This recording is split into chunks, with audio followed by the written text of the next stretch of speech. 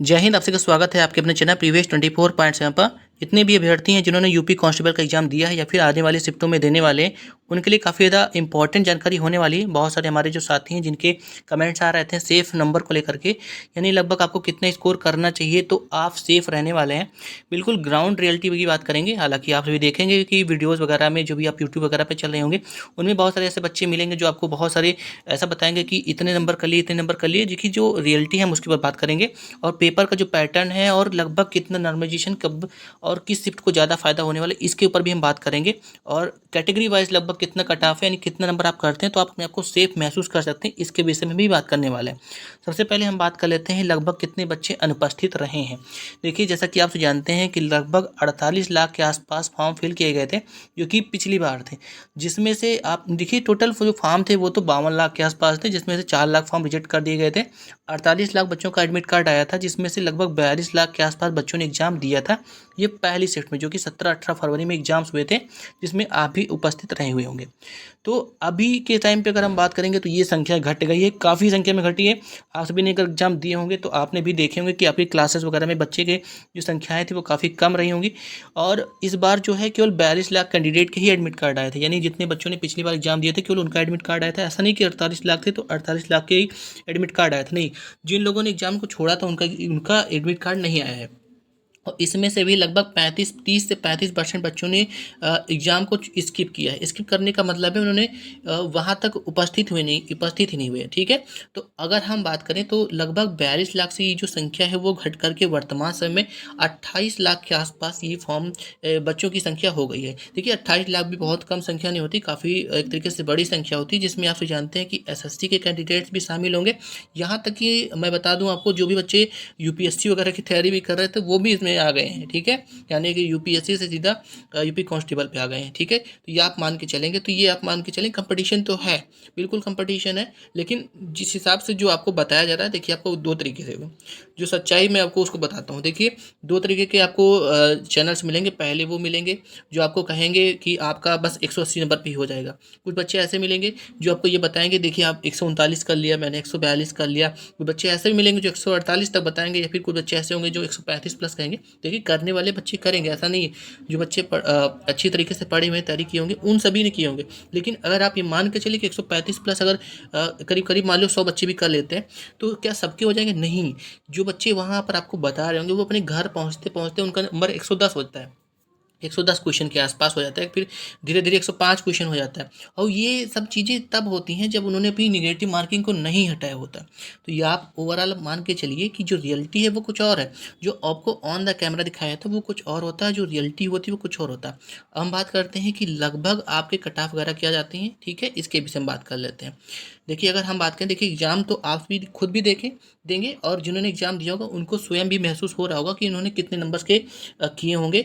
और ये आप देख भी रहे होंगे कि अलग अलग चैनल्स पे कैसे कैसे बच्चे रिव्यू दे रहे हैं। वर्तमान समय जो एग्जाम पैटर्न है उसको भी आपने देखा है, और आप लगातार जो भी यूट्यूब वगैरह पे जो भी क्लासेस कराई जा रही होंगी, यानी जो भी पेपर वगैरह सॉल्व कराया जा रहा है उसके बारे में भी आप देख रहे होंगे। सबसे पहले हम बात करते हैं देखिए मैथ की। देखिए, इन सभी को जानना बिल्कुल ज़रूरी है, तभी आप एक मान कर सकते हैं कि आपकी लगभग कितनी कट ऑफ जाने वाली है। देखिए, मैथ की हम बात करें, 20 क्वेश्चन अनुमान लगाया गया था, लेकिन 23 तारीख के फर्स्ट शिफ्ट में लगभग 23 क्वेश्चन और सेकंड शिफ्ट में 24 क्वेश्चन। और हद तो ये तब हो गई जब 24 तारीख का फर्स्ट शिफ्ट था, उसमें करीब करीब 30 क्वेश्चन के आसपास मैथ्स के ही थे। वो कैसे आ गए? रीजनिंग को हटा करके, यानी रीजनिंग के जो क्वेश्चन है उनको हटा करके उनके जगह पे मैथ्स के क्वेश्चन को डाल दिया गया। और सेकंड शिफ्ट में करीब करीब 24 से 25 क्वेश्चन मैथ्स के थे।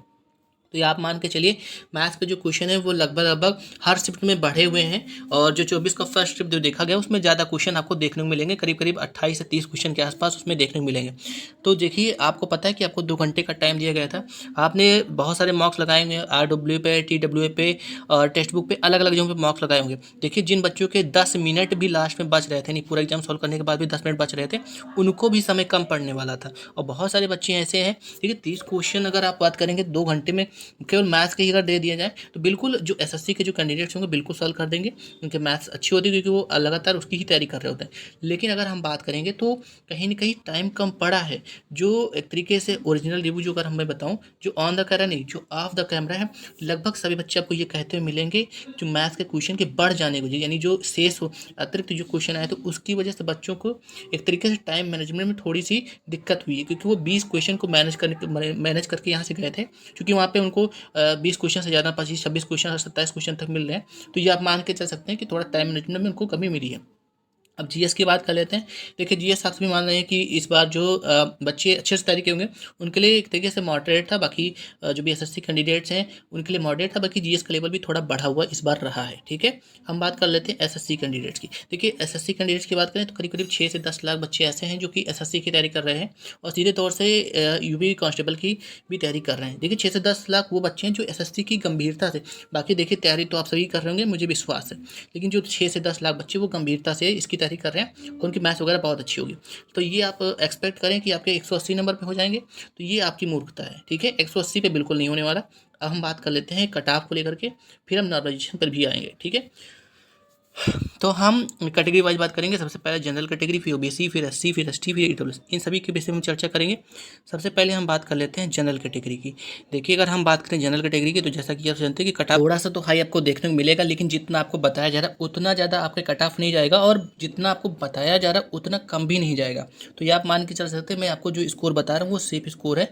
उससे अगर आपके थोड़े नंबर ज़्यादा ही हैं तो आप बिल्कुल आपको एक तरीके से फिजिकल की तैयारी में लग जाना। ठीक है, ये सारे नंबर जो बताए जा रहे हैं वो निगेटिव मार्किंग को हटा करके होने वाले हैं। तो सबसे पहले हम बात करते हैं जनरल कैटेगरी की। तो अगर आप जनरल कैटेगरी से बिलोंग करते हैं, लगभग आपके 210 प्लस नंबर अगर आपके हैं तो बिल्कुल आप सेफ मान सकते हैं। 208 या 210 के ऊपर है तो आप ये मान के चल सकते हैं कि आप जनरल कैटेगरी में बिल्कुल सेफ हैं। ओबीसी कैटेगरी की हम बात करते हैं तो 208 नंबर अगर आपके बन रहे हैं, देखिए जनरल और ओबीसी में बिल्कुल भी अब अंतर नहीं रह गया है। लगभग कभी तो ओबीसी की कैटेगरी जनरल से भी ऊपर चली जाती है। ईडब्ल्यूएस की बात करेंगे तो ईडब्ल्यूएस और ओबीसी का जो कट ऑफ होगा लगभग आसपास ही रहने वाला है, हो सकता है बराबर ही रहे। और जहाँ तक बात करेंगे हम एससी कैटेगरी के जो बच्चे हैं या फिर एसटी कैटेगरी के जो बच्चे हैं, सबसे पहले हम एससी कैटेगरी की बात करें तो एससी कैटेगरी में अगर आपके नंबर जो है 200 के आसपास हैं, 200 प्लस यानी 200 198 या 205 इनके बीच में नंबर आपके बन रहे हैं तो बिल्कुल आप सेफ हैं।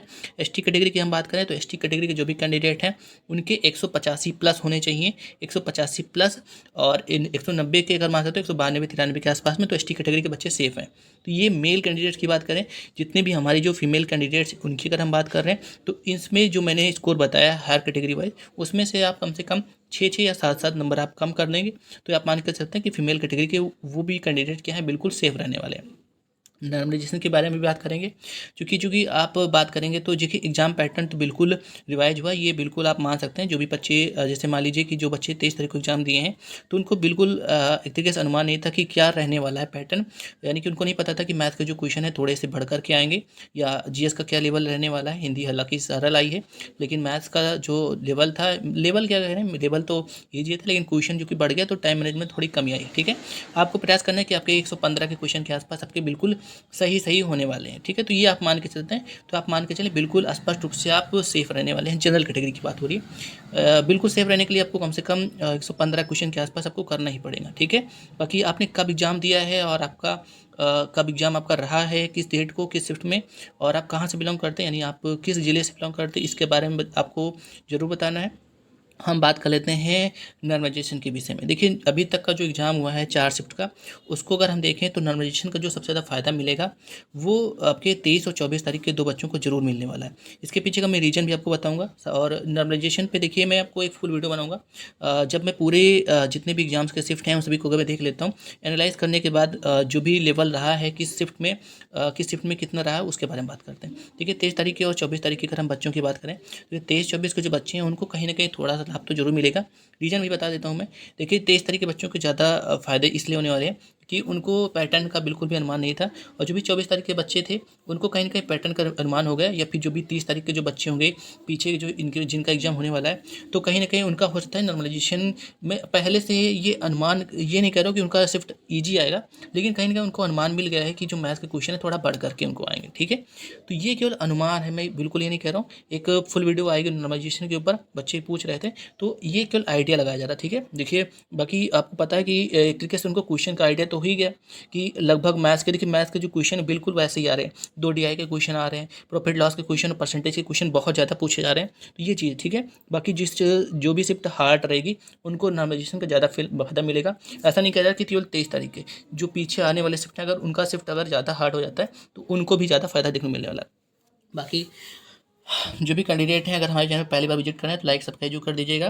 बाकी आपके जो कमेंट हैं, आपके कितने नंबर बन रहे हैं उसको कमेंट में मेंशन जरूर करना है। आपके जो भी जवाब होंगे मिलेंगे, मिलते हैं नेक्स्ट में। थैंक यू सो मच, धन्यवाद।